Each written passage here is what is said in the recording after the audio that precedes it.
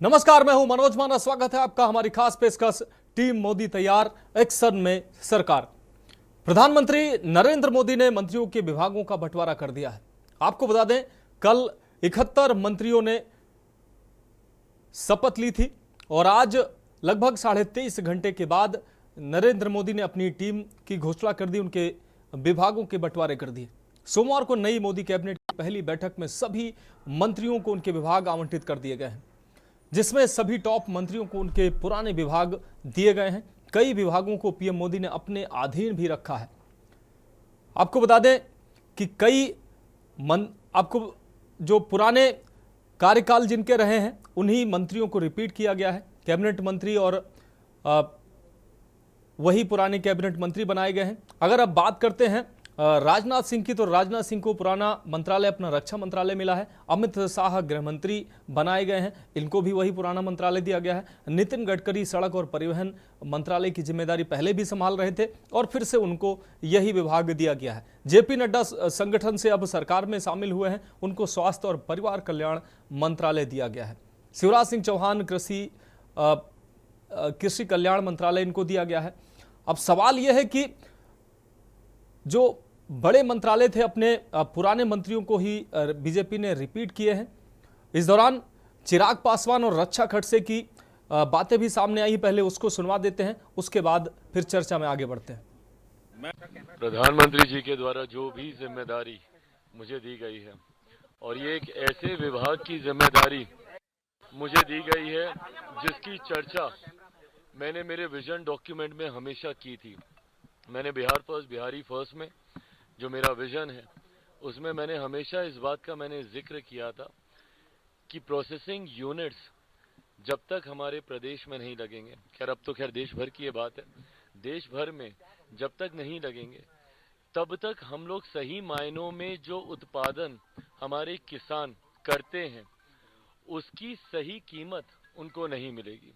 कृषि प्रधान देश है हमारा, ऐसे में ज़रूरी है कि जो उत्पादन वो करते हैं उसकी प्रोसेसिंग बढ़िया से हो, पैकेजिंग बढ़िया से हो, उसकी मार्केटिंग बढ़िया से हो।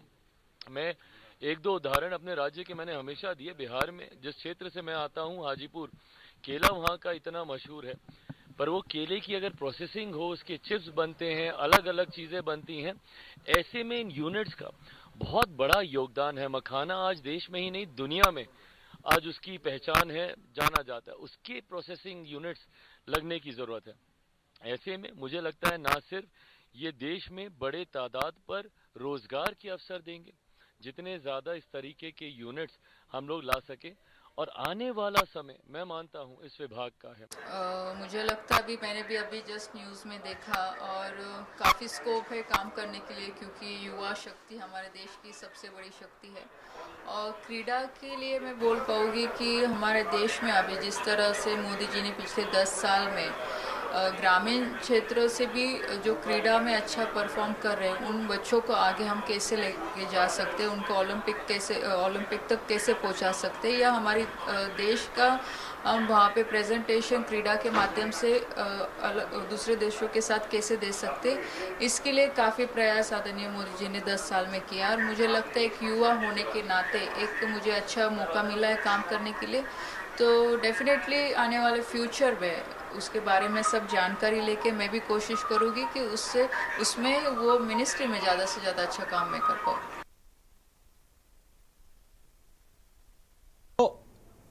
बाइटें सुनिए आपने। अब विभागों की बात करते हैं। अमित शाह गृह मंत्री बनाए गए हैं। राजनाथ सिंह को रक्षा मंत्रालय एक बार फिर से दिया गया है। विभाग अब बांट दिए गए हैं। अब अग्नि परीक्षा की बारी है। जेपी नड्डा स्वास्थ्य मंत्रालय उनको दिया गया है। एस जयशंकर को विदेश मंत्रालय दिया गया, पहले भी वो विदेश मंत्री थे। शिवराज सिंह चौहान कृषि एवं किसान कल्याण पंचायती राज विभाग उनको दिया गया है। धर्मेंद्र प्रधान की अगर बात करें तो एक बार फिर से उनको शिक्षा मंत्रालय उनको फिर से दिया गया है। चिराग पासवान फूड एवं प्रोसेसिंग मंत्रालय चिराग को दिया गया है। निर्मला सीतारमण एक बार फिर से वित्त मंत्रालय की जिम्मेदारी संभालेंगे।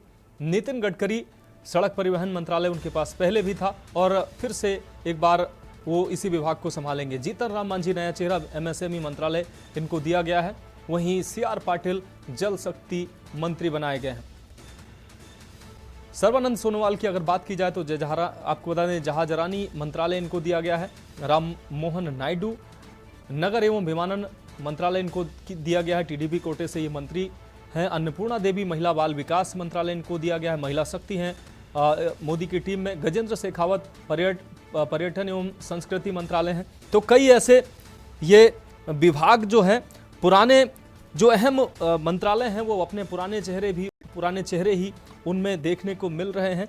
और संगठन की अगर बात की जाए, मनोहर लाल पूर्व मुख्यमंत्री थे, उनको सरकार में शामिल किया गया। शिवराज सिंह चौहान भी कई बार के मुख्यमंत्री हैं, उनको भी सरकार में शामिल किया गया है।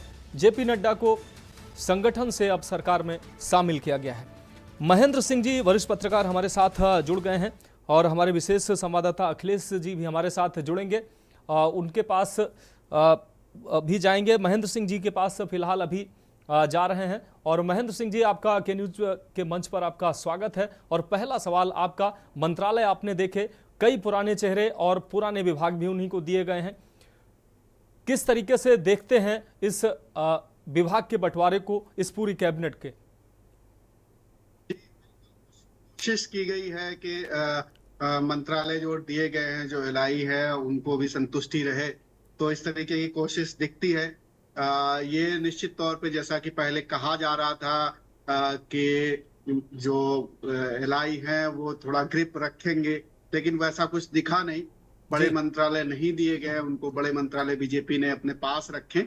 और जो पुराने पिछली गवर्नमेंट में 2.0 में जो मंत्री थे, उन पे प्रधानमंत्री ने भरोसा जताया है। बहुत सारे ऐसे मंत्री हैं, उनके डिपार्टमेंट नहीं बदले गए हैं, तो वो एक भरोसा दिखता है। और दूसरा ये कि जो ब्यूरोक्रेट्स नेता बने थे, प्रधानमंत्री ने उन पे बहुत भरोसा जताया, जैसे एस जयशंकर, उनको वही मंत्रालय कंटिन्यू किया गया। वैष्णव को रेल मंत्रालय के साथ साथ दूरसंचार मंत्रालय भी दिया गया। तो ये इस तरीके से बहुत सारे ऐसे मंत्री हैं जिन पर भरोसा जताया गया, जो ब्यूरोक्रेट रहे हैं। तो बल्कि दूरसंचार में आईबी इनको दी गई है, आईबी मिनिस्ट्री दी गई है तो वैष्णव को। तो इस तरीके से बहुत सारे ऐसे मंत्री हैं, जैसे नितिन गडकरी पर वही रोड ट्रांसपोर्ट मिनिस्ट्री दी गई है उनको, हाईवेज मिनिस्ट्री दी गई है उनको। तो वो जितने पुराने मिनिस्टर्स थे उनको उनके ज्यादा फेरबदल नहीं किया गया है। जो एलाइज आए हैं, एलाइज को संतुष्ट करने की कोशिश की गई है। जैसा कि मोदी जी के बारे में कहा जाता है, वो बहुत ज्यादा दबाव नहीं लेते हैं अपने ऊपर, तो इसमें भी ये दिख रहा, बहुत ज्यादा उन्होंने दबाव नहीं लिया। उनको बहुत अच्छे मंत्रालय एलाइज को नहीं मिले। ज्यादा से ज्यादा अच्छा मंत्रालय कहा जा सकता है जो जेडीएस के कोटे में गया है, जो वहाँ के पूर्व मुख्यमंत्री रहे हैं एसडी कुमार स्वामी, उनको अच्छा मंत्रालय कहा जा सकता है कि मिला है। तो बाकी बहुत अच्छे मंत्रालय नहीं मिले हैं जो एलआई हैं। लेकिन ये है कि जब मंत्री ही बहुत ज्यादा नहीं बने हैं, पूरी सरकार में टोटल 11 मंत्री बने हैं एलआई के, और कैबिनेट में भी बहुत ज्यादा जगह नहीं मिली है, तो ये समझा जा सकता है कि सरकार पर एलआई का उतना ज्यादा दबाव नहीं है जितना मीडिया में ये लगाए जा रहे थे कयास की ये जो है, चाहे नीतीश कुमार हो या एन चंद्रबाबू नायडू हो, वो लोग ग्रिप करके रखेंगे। तो वैसा कुछ दिख तो नहीं रहा है, कम से कम उनकी ग्रिप दिख नहीं रही है। निश्चित रूप से महेंद्र सर, हमारा सीधा सवाल ये है, जिस तरीके से तमाम बयान भी सामने आए हैं, चाहे एनसीपी के प्रमुख की बात हो, उन्होंने जानकारी मिली कि उन्होंने राज्यमंत्री का पद ठुकराया। इसके बाद नीतीश कुमार भी लगातार दबाव बनाते नजर आए, वित्त मंत्रालय और कई अहम मंत्रालय की उन्होंने डिमांड की। कुल मिलाकर अगर एनडीए की सहयोगियों की बात की जाए, कोई बड़ा मंत्रालय उनको मिलता दिखाई नहीं दे रहा है, एक जेडीएस के अलावा। ऐसे में और जिस तरीके से मोदी की फितरत रही है, दबाव में उन्होंने कभी काम नहीं किया है। एनडीए की बात करते करते आज जब मंत्रालय का बंटवारा हुआ है, तो ये अंदेशा जताया जा रहा था कि कहीं ना कहीं कुछ बड़े जो विभाग हैं वो सहयोगियों के पास जाएंगे। लेकिन आज साफ हो गया कि कहीं से भी मोदी दबाव महसूस नहीं कर रहे हैं। लेकिन ये जो दबाव महसूस नहीं कर रहे हैं, ये 5 साल सरकार आगे ले जाएगा, आगे आपको सब स्मूथली चलता दिखाई दे रहा है? अभी तो ऐसा नहीं कहा जा सकता, क्योंकि एलाइज ग्रिप में तभी लेते हैं जब एलाइज के पास भी वो उस तरीके की पॉलिटिकल ताकत हो। जी। हमें बाहर से दिख रहा है कि उनके पास संख्या बल है, लेकिन कहीं ना कहीं कुछ और भी हो सकता है, इसके अलावा चीजें हो जिसको कंसीडर किया जा रहा हो आगे आने वाले समय में। जैसे स्पेशल पैकेज की बात है, दोनों प्रदेशों को दी जा सकती है, इस तरीके की भी हो सकता डील हुई हो। क्योंकि ये जो अलाइज हैं इनको अपना स्टेट देखना है, स्टेट के ये बड़े लोग हैं, स्टेट में इनको अपनी सरकारें रखनी है। और उनकी दूसरी ये चीज कि एलाइज में से कोई भी ऐसा नेता नहीं है जो केंद्र में मंत्री बन रहा हो जो अपनी पार्टी का चीफ हो। एचडी कुमार स्वामी अपनी पार्टी के चीफ है, मुखिया है, सर्वे सर्वा है। अब एचडी देवगौड़ा जी बीमार रहते हैं, अब वो उस तरीके से नहीं देखते, तो इनको एक शामिल किया गया कैबिनेट में और बड़ा मंत्रालय। क्योंकि एक दिक्कत ये भी रहती है कि जो अपनी पार्टी का सर्वे सर्वा होता है वो ये नहीं चाहता है कि कैबिनेट में कोई बड़ा मंत्रालय उनका कोई जूनियर नेता हैंडल करे, उसको मिले, जिससे कि उनका कद भी बड़ा होने लगे जो मंत्री बनाया जाएगा, और एक पावर सेंटर अलग क्रिएट होने लगे। एक राजनीतिक तौर पर एक ये भी रहती है, हालांकि पब्लिकली कभी ये कहा नहीं जाता है, लेकिन एक ये रहता है कि कम से कम जो क्षेत्रीय क्षत्रप है उनसे बड़ा कोई उनकी पार्टी में कोई नेता ना बनने पाए। तो एक तरीके से ये भी माना जा सकता है कि ये सहमति आम सहमति ही बनी हुई हो कि आप मैं पोस्चरिंग तो ऐसी करूंगा, नाराजगी भी दिखाऊंगा अपने कैडर को बताने के लिए, लेकिन आप कुछ इस तरीके से ही रखना और ये सरकार चलती रहेगी। हाँ, स्टेट में जो डिमांड्स हैं, स्टेट में फाइनेंशियल जो सपोर्ट की बात है वो मिलता रहेगा। बहुत सारे एजेंडे हैं, जो पॉलिसीज हैं वो लागू हो सकता हो। अब बिहार की बहुत पुरानी डिमांड है कि स्पेशल स्टेटस दिया जाए, फाइनेंशियल सपोर्ट दिया जाए उस तरीके से जिससे कि यहाँ पर थोड़ी सी ग्रोथ हो, रोजगार जनरेट हो सकता है वो सारी चीजें मान ली जाए। और मोदी जी एक्सपीरियंस है, देखिए राज्य सरकार चला चुके हैं, केंद्र में 2 बार चला चुके हैं, अभी LIM बहुत मतलब अब इस उम्र के इस पड़ाव में है, राजनीतिक तौर पर उनके पास इतना अनुभव है। तो मुझे नहीं लगता है कि सरकार को कोई खतरा होने वाला है आने वाले समय पे। निश्चित तौर पे जो डिमांड्स होंगी उसमें टकराहट थोड़ी बहुत आती है और यही बार्गेनिंग एलाइज करते हैं। तो आने वाले समय में देखना होगा कि कितनी बार्गेनिंग, किस किस चीज पे बार्गेनिंग। अभी जैसे आ रहा है कि हो सकता है स्पीकर पद की मांग की जाए, अब आने वाले समय में पता चलेगा स्पीकर किसका बनता है जी। और किस तरीके की डिमांड्स हैं। आने वाले समय में ये हमें आपको सबको देखने को मिलेगा। निश्चित रूप से महेंद्र सर, एक और अहम सवाल है। जिस तरीके से विपक्ष के कई नेताओं के बयान अभी फिलहाल सामने आए, उसमें यह कहा गया कि अभी कुछ इंतजार करिए, अभी पहले हम फील्डिंग कर रहे हैं, उसके बाद बैटिंग भी हम करेंगे। तो आज मंत्रालय बंटवारे के बाद उनके इस बयान में कितना आप दम देखते हैं?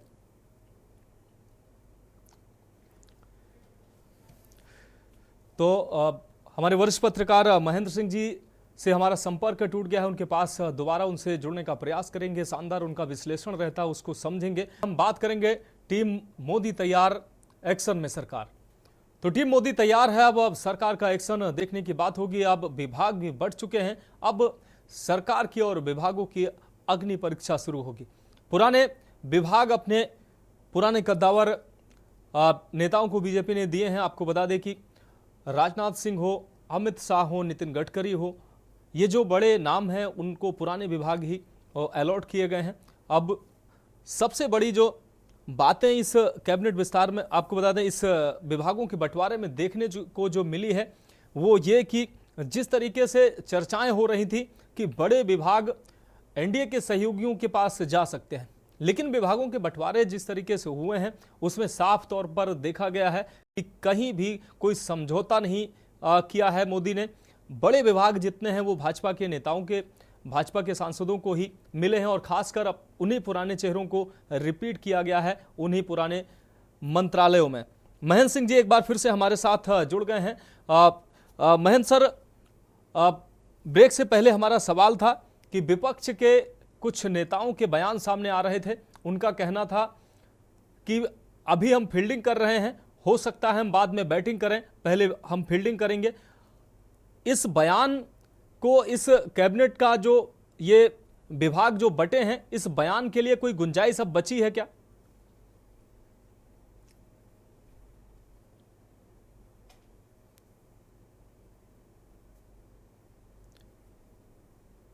मेरी आवाज आ रही? जी मयंक सर, आपकी आवाज मिल रही है? जी जी, मैं आपका सवाल नहीं सुन पाया, एक बार प्लीज दोहराइएगा। मयंक सर, हमारा सवाल है, जिस तरीके से विपक्ष के कई नेताओं के बयान सामने आए इस दौरान, विपक्ष के नेताओं का कहना था, अखिलेश यादव का भी बयान सामने आया, तेजस्वी यादव का भी बयान सामने आया, उन्होंने कहा कि हम पहले फील्डिंग करेंगे, बैटिंग बाद में करेंगे।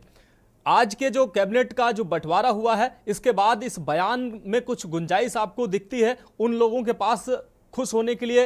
यहां से कुछ उनको सांस मिलती रहेगी क्या? हाँ, निश्चित तौर पर विपक्ष देखिए, जिस तरीके से विपक्ष कह रहा था और मीडिया का एक सेगमेंट भी कह रहा था कि मोदी बहुत ज्यादा झुकते नहीं हैं, उनका एक काम करने की एक अलग शैली है और उस शैली में वो कितना झुकेंगे इन लोगों के सामने। और दूसरी तरफ नीतीश कुमार और एन चंद्रबाबू नायडू के बारे में यह है कि वो बहुत ज्यादा हार्ड बार्गेनर हैं, वो बहुत अपनी बातों को मनवाने में माहिर हैं, बहुत सीजन्ड पॉलिटिशियंस हैं। तो ये कॉम्बिनेशन किस तरीके से होगा, नरेंद्र मोदी जी किस तरीके से इन लोगों को टैकल करेंगे या इन लोगों को संतुष्ट करेंगे, तो विपक्ष के लिए एक बात तो है, विपक्ष इन चीजों से देख रहा होगा कि बहुत अच्छे, जो पहले कहा जा रहा था 4 सांसदों पर एक कैबिनेट मिनिस्टर तय है, जो कि पहले फार्मूला हुआ करता था, वो फार्मूला तो बिल्कुल दिखा नहीं कहीं। 4 सांसद तो छोड़िए, 12 सांसदों में एक कैबिनेट मिनिस्टर दिया गया। तो इस तरीके से जो और ये भी नहीं कि बहुत छोटा कैबिनेट बनाया गया हो, 71 मंत्री हैं कैबिनेट में, अब बहुत ज्यादा चांस नहीं बचा है, 10 मिनिस्टर और शामिल कर सकते हैं, 10-12 मिनिस्टर। तो जी। ऐसा नहीं कि एक्सपेंशन में इन लोगों को प्रतिनिधित्व मिल जाएगा, ये अब कुछ नहीं प्रतिनिधित्व मिलने वाला है। कोई एक आध नाराज होगा, जैसे अभी अजित पवार के गुट को एक मिनिस्ट्री मिल सकती है। तो विपक्ष के पास निश्चित तौर पर ये प्रयास करने के लिए या अपने कैडर को समझाने के लिए, अपने मनोबल को ऊंचा रखने के लिए और सियासी समीकरण साधने के लिए भी मौका तो है कि अगर उधर असंतुष्ट होते हैं जो गुट, तो इधर आ सकते हैं, क्योंकि मंत्रालय भी वजनदार नहीं मिले हैं, मंत्रियों का प्रतिनिधित्व तो भी नहीं मिला है जितना मिलना चाहिए। यहां तक कि जो बीजेपी के सांसद हैं वो ज्यादा मंत्री बने हैं परसेंटेज वाइज अगर देखा जाए। जो एलाइज हैं उनकी संख्या और बीजेपी की संख्या इस सरकार में, तो प्रतिनिधित्व तो इन जो एलाइज हैं वो 5-6% के आसपास है, जबकि इनके परसेंटेज 11% के आसपास है। और तो बीजेपी ने कुल मिला के अपने मंत्रियों का कोई सैक्रिफाइस नहीं किया, अपने मंत्री पद इंटैक्ट रखे, उनको जो मंत्री पद चाहिए थे वो अपने नेताओं को दिए गए। विपक्ष को, मतलब विपक्ष के एलाइज को वो मंत्रालय नहीं मिले जो उनका वाकई स्वाभाविक हक था। अगर आपके सरकार में आते हैं और वो आपके मेन एलाइज हैं, तो उनको आप एक अच्छा मंत्रालय दें। ये गठबंधन धर्म जिसको कहा जाता है, गठबंधन धर्म का ये एक बेसिक रूल है निश्चित कि रूप से आप एलाइज को संतुष्ट रखें, अच्छे मंत्रालय दें, लेकिन ऐसा दिख नहीं रहा। मयंक सर, एक और अहम सवाल आपसे, कयासों की राजनीति से हमेशा से नरेंद्र मोदी दूर रहे हैं, सभी मीडिया कयास लगाता रहता है, विपक्ष कयास लगाता रहता है, लेकिन मोदी हमेशा चौंकाने वाले फैसले ही करते हैं। आज भी कहीं ना कहीं ये चीज देखने को मिली है। एक अहम सवाल, स्पीकर की डिमांड जिस तरीके से टीडीपी ने किया है, अगर मैं गलत नहीं हूं तो वाजपेयी जी की सरकार में भी टीडीपी का ही स्पीकर था और वाजपेयी जी की सरकार गिरी थी। क्या बीजेपी इस डिमांड को इस बार पूरी करती है और अपनी गलती को दोहराने जा रही है, या आपको लगता है कि यहां भी बीजेपी झुकेगी नहीं? ये देखने वाली बात होगी। अटल जी और नरेंद्र मोदी जी में बड़ा अंतर है जी। नरेंद्र मोदी जी का टेम्परामेंट, राजनीति करने का तरीका बिल्कुल अलग है। और इसकी वजह यह है कि अटल जी की जो टीम थी, अटल जी ने जो राजनीति की बहुत जीरो से शुरुआत की और पूरी पार्टी खड़ी की, और उन्होंने वो तमाम समय देखा जब वो 2 ही सांसद हुआ करते थे, तो उनको तमाम लोगों को साथ लेने की जो एक आदत थी वो और इस वजह से वो लोग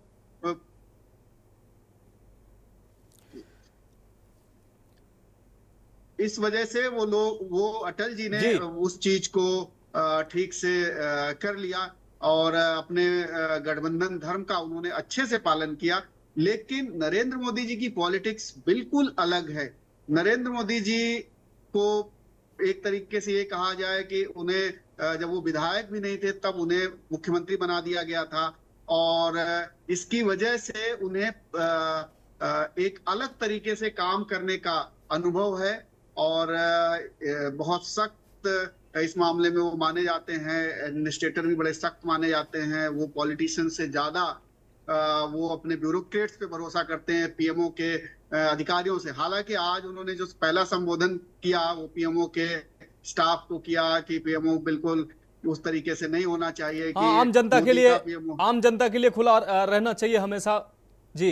चाहिए, लेकिन सेम टाइम वो जो परसेप्शन है उनका जो बनाने की कोशिश करते हैं कि वो बहुत लिबरल हैं, वैसा वो लिबरल नहीं है। वो अपनी पार्टी में भी बहुत सख्त प्रशासक माने जाते हैं। और एलाइज के साथ तो जैसा दिख रहा है, मीडिया ने बहुत सारी सूत्रों के हवाले से खबरें चलाई, निश्चित रूप लेकिन से इस सरकार में कोई सूत्र मिलता नहीं है। जी। ये एक बड़ी विडंबना है, यहाँ पर कोई चीजें लीक होती नहीं है। मोदी जी की एक ये जो सरप्राइजिंग एलिमेंट्स जो कहा जाता है, दरअसल कोई सूत्र उन्होंने होते नहीं, इतने सख्त हैं। मंत्रियों को हिदायत है कि आपको लीक नहीं करनी है मीडिया को खबर। तो इस तरीके से अब रही बात कि अटल जी के समय में बालयोगी जी हुआ करते थे, और एक वो दौर एक अलग था राजनीति का, ये दौर एक अलग है राजनीति का। यहाँ पर मुझे नहीं लगता, मंत्रालय देख के तो कम से कम ऐसा नहीं लगता है कि उनको मिलेगा वो स्पीकर का पद। मिलेगा तो ये भी एक सरप्राइज एलिमेंट होगा, मोदी जी के बारे में कोई कयास नहीं लगा पाता है तो ये हो सकता है। लेकिन ऐसा फिलहाल की स्थिति को देखते हुए ऐसा लग नहीं रहा है कि स्पीकर का पद टीडीपी को मिलेगा। हाँ, स्पेशल स्टेटस का दर्जा आंध्र प्रदेश को मिल सकता है। उन्हें अभी अपनी राजधानी अमरावती बनानी है, वहां पर पैसा चाहिए, कंप्लीट नहीं हो पाई। चंद्रबाबू नायडू जब पहले बने थे, जिस वक्त बंटवारा हुआ था, उस वक्त उन्होंने अमरावती को प्रस्तावित किया था, वहां योजनाएं लागू की थी, लेकिन जगन मोहन रेड्डी ने वो उस पर काम नहीं किया ज्यादा। तो अभी अमरावती पे उन्हें शिफ्ट होना है, क्योंकि अब हैदराबाद उनकी राजधानी नहीं रहेगी। तो देखना होगा आगे किस तरीके की पॉलिटिक्स आती है। निश्चित रूप से नीतीश कुमार को और टीडीपी प्रमुख चंद्रबाबू नायडू को स्टेट में हो सकता है प्रधानमंत्री उनको खुश करें, और यहाँ पर जो कयासबाजी की बात होती रहती है, तो नरेंद्र मोदी के सामने कयासबाजी और सूत्रों के लिए फिलहाल कोई जगह नजर नहीं आती है। महेंद्र सर, आप हमारे साथ जुड़े, आपने समय दिया, आपका बहुत शुक्रिया, और शानदार विश्लेषण आपने किया। हमारे दर्शकों को निश्चित रूप से ये विश्लेषण समझ में आया। तो टीम मोदी तैयार है, अब एक्शन में सरकार दिखाई दे रही है। अब देखना होगा कि स्टेप बाय स्टेप अब कैसे फैसले होते हैं। फिलहाल इस प्रोग्राम में अभी के लिए इतना ही, मुझे दीजिए इजाजत, और आप देखते रहिए न्यूज़ इंडिया।